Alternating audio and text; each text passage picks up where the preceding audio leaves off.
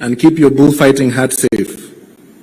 A symbol of the wisdom you wore so effortlessly, the strength you carried with quiet dignity, and the path that you charted for me to follow. Thank you.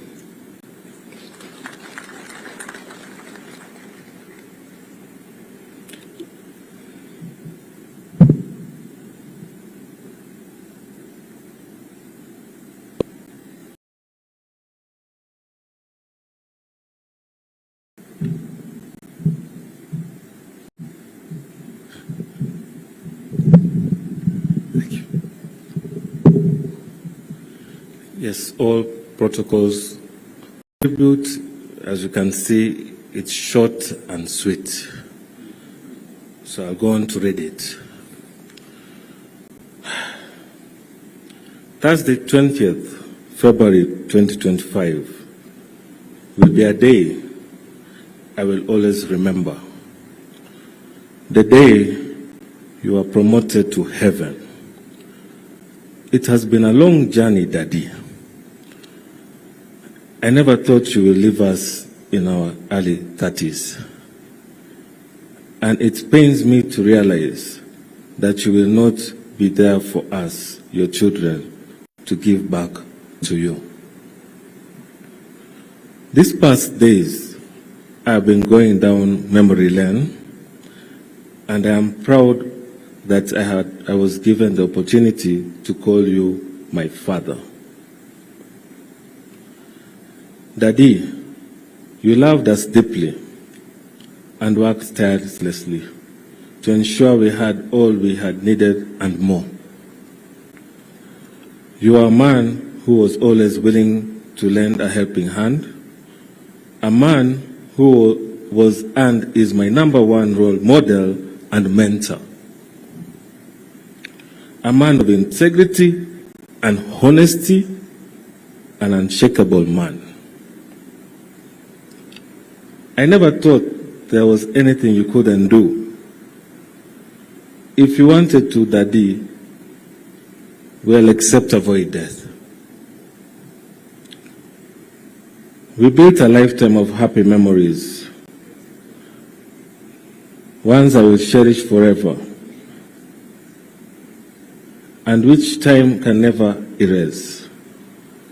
If I were to pen them all down, I will need more than a book.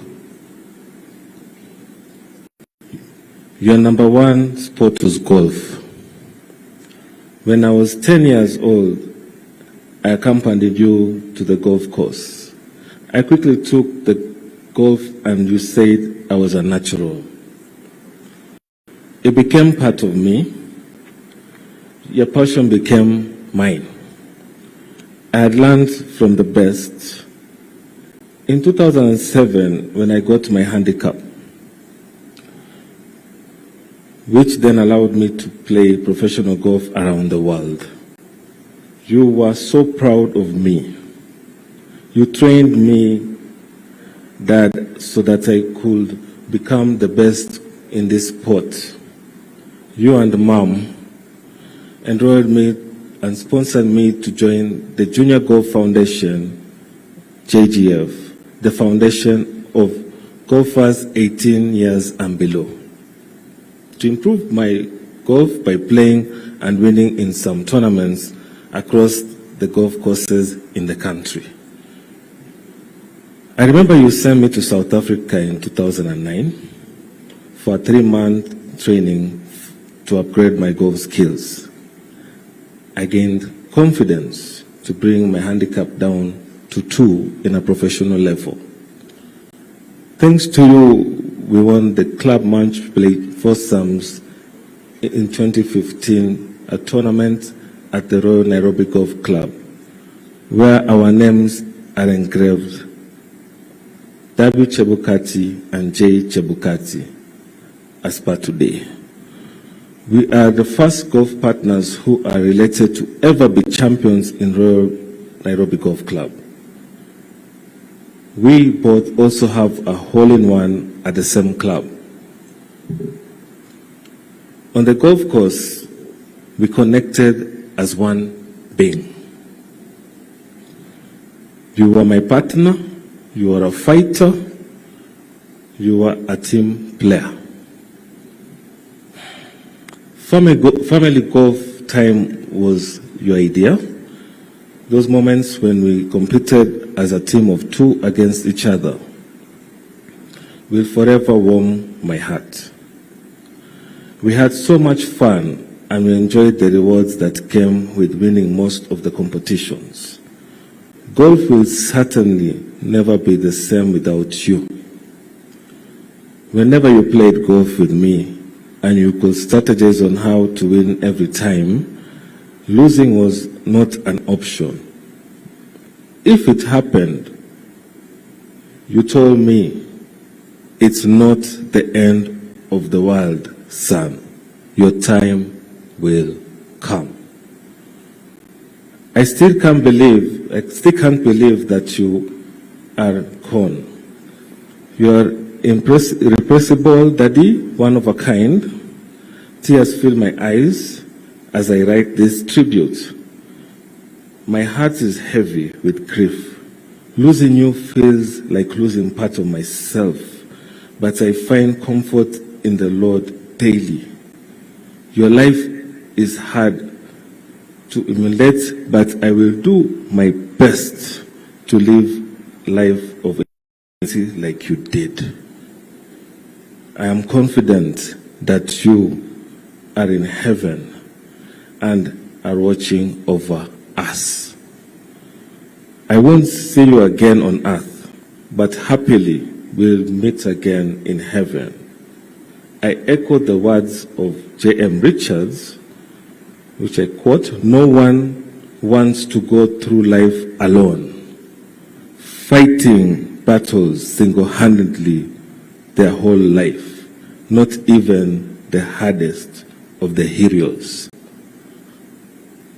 I love you, Daddy. Rest in peace till we meet again.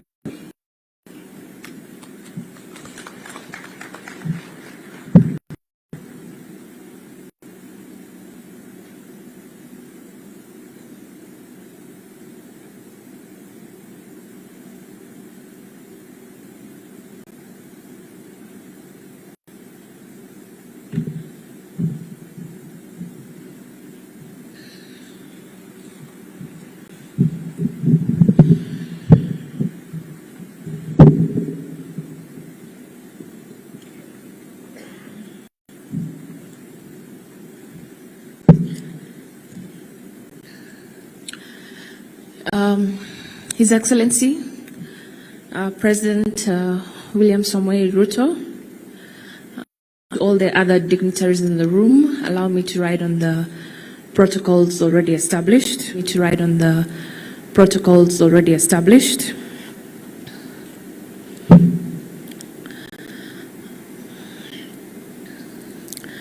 My name is, as you're aware, Rachel Nekesa Chebukati, Nekesa being I was named after my grandma, so oftentimes my dad would also call me his mom.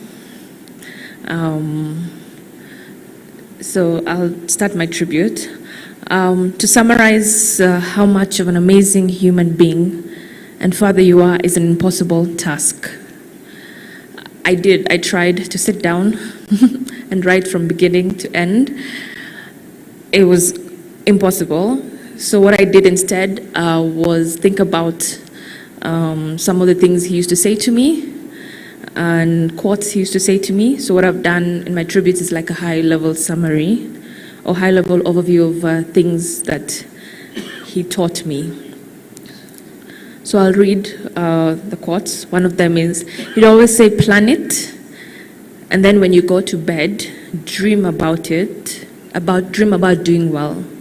So he would say that to me the night before I had a school exam, I had a presentation to make, I had golf. So we would literally sit down and say, this is what you want to do in hole number 1 all the way to 18. Think about it, dream about it, and go and implement it the next day. Little did I know he was actually teaching me how to visualize and teaching me the power of positive thinking, which has driven me to a lot of successes I would say I've had in my life. He would say There is nothing you cannot do if you set your mind to it. You encouraged me to aim for the sky and to always believe in myself. You expected excellence, and rightfully so, because you worked hard to ensure you sent us to the best schools and exposed us to as many opportunities and experiences as possible. I've been told sometimes when I walk into a room, when I started working, that for a young girl you have a lot of confidence, a lot of confidence. Where do you get that from? That confidence came from my father. Most importantly, he led by example. He led by example. I'll give an example here. My dad always used to say, he expects excellence. He expects us, when we finish university, we all must get our master's degree by the age of 25. He gave us a target, and we all did get our master's degree. But I recall when I was in my third year of law school, and he kept on saying, so have you started applying to universities? Have you started looking into what you want to do? Have you started thinking about what you want to do?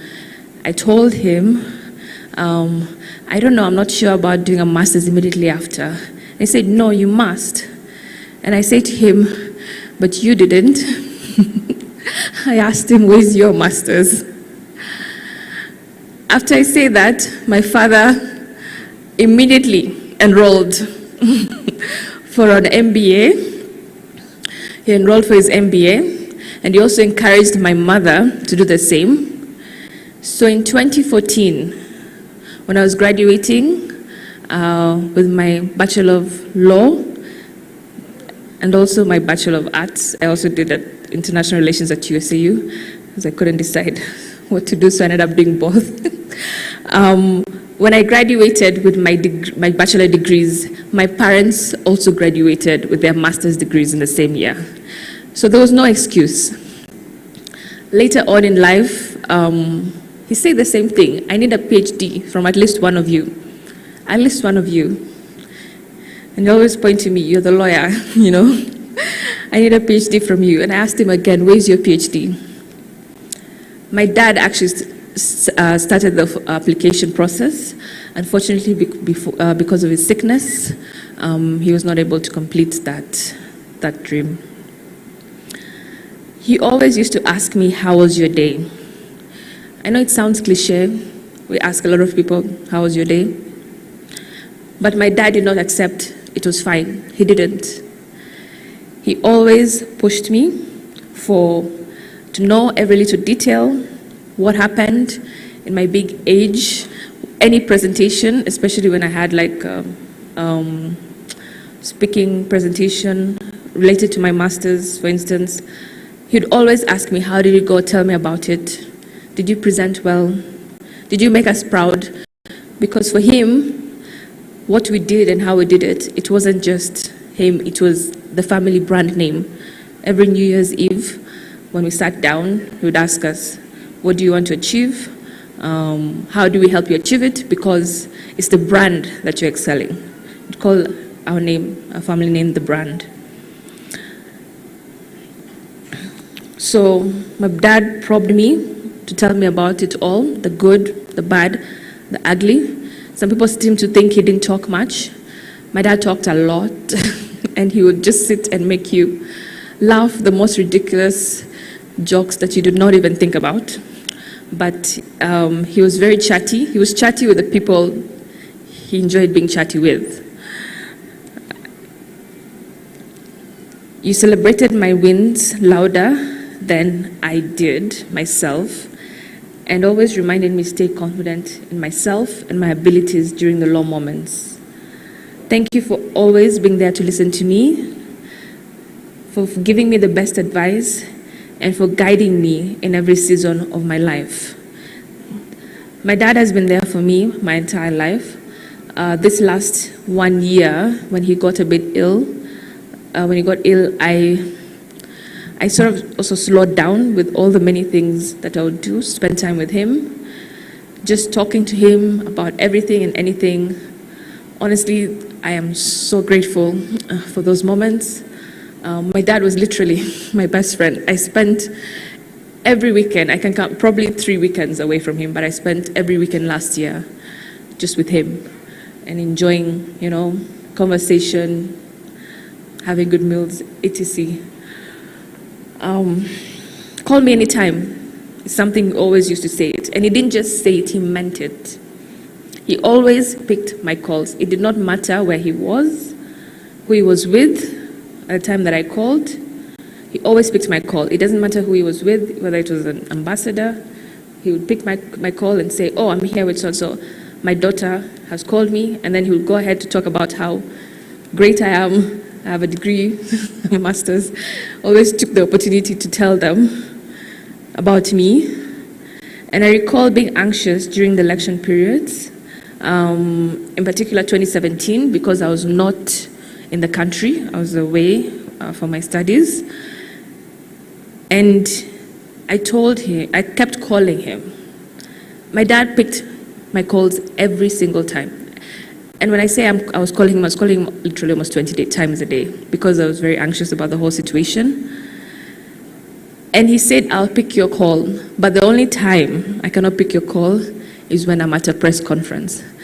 And I say, that's okay, because at least I'll be seeing you on TV, so I'll be at peace. He always used to say, and this he said quite a lot, especially during the last year or so, the words giving up are not in our family's vocabulary. The words giving up are not in our family's vocabulary. Whenever I had a situation to deal with, he always used to say, yes, Rachel, you're a strong Bukusu girl. Giving up is not an option. And it's not just what he said, it's also how he lived his life. It applied to how he raised us, it applied to how he did his work, and it applied to how we played golf together. And more importantly, it applied to how he tackled his diagnosis when it came, when he was given. When he was diagnosed with glioblastoma, which is the most aggressive brain tumor cancer that exists. They told us there's no cure, but what we can do is we can actually just, he would surgery with chemotherapy, try our best to extend his life. He was given 4 to 6 months to live. That's what the doctor said. And my dad said, this sickness is not going to beat me. He went, got his first surgery, thanks to His Excellency the President. My mom will be the one to give the thank yous on that. And he got his first surgery, came back home. You would not have noticed. He set up a home gym. He was in gym every morning, every evening.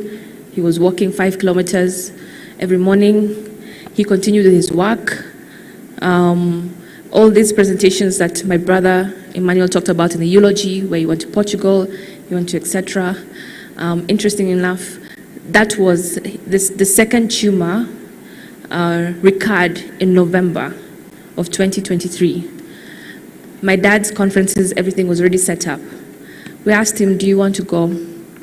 He said he has to. He's already planned for it.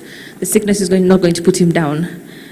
So he went for them, and what we agreed was each of us took shifts. We all accompanied him on at least one of them, just in case anything's happened, to help him take his medicines. Anyone who has experience in cancer, you know that the medicines are a whole, it was an entire hand luggage bag. So we accompanied him, and my dad did his presentations. After presentations, he would be extremely tired, so just want to sleep. But you would not tell that during the presentations. And he did not want anyone to know. He did not want people to feel bad about it. So we kept it as a family. And I think the very first time we spoke about the cancer was when he passed on. So another thing I would like to say on the giving up. In 2017, there was a lot of calls for him to resign.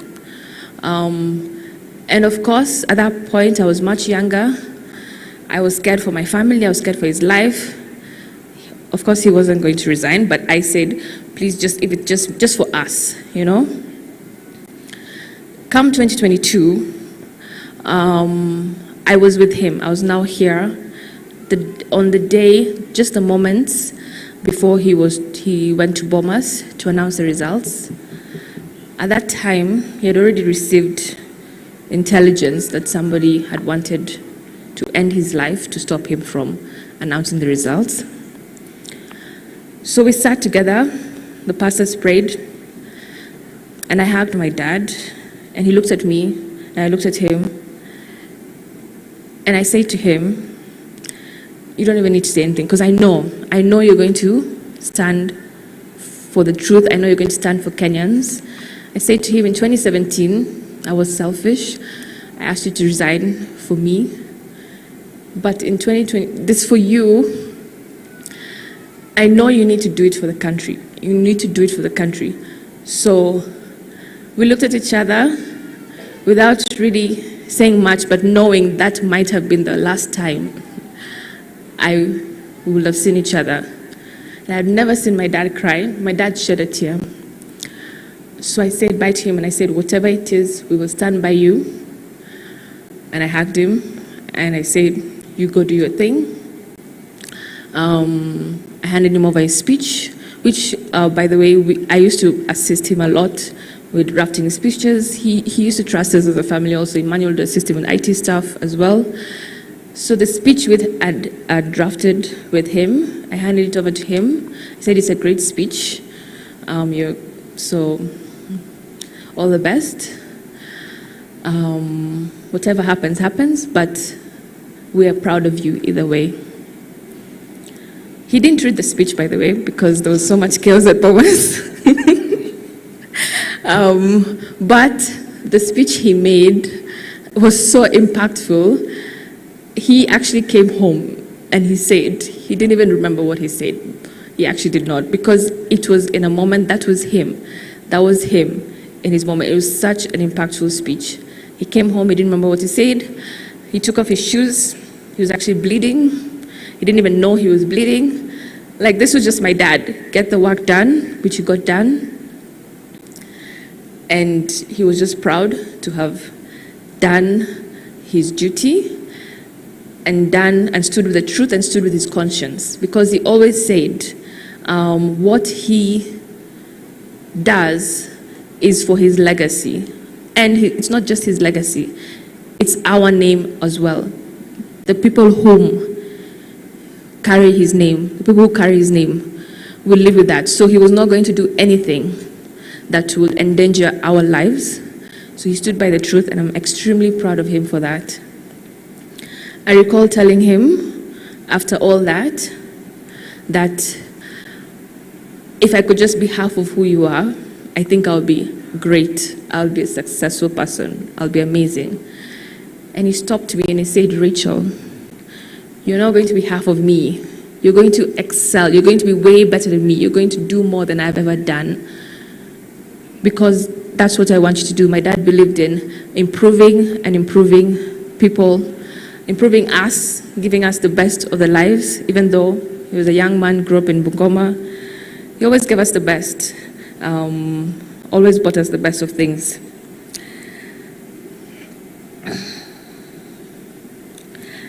I will miss having you to speak with. I will miss your presence and your hugs. I will miss your witty sense of humor. I will miss discussing the law, politics, and international affairs with you. Allow me to say track for 1 second. My dad used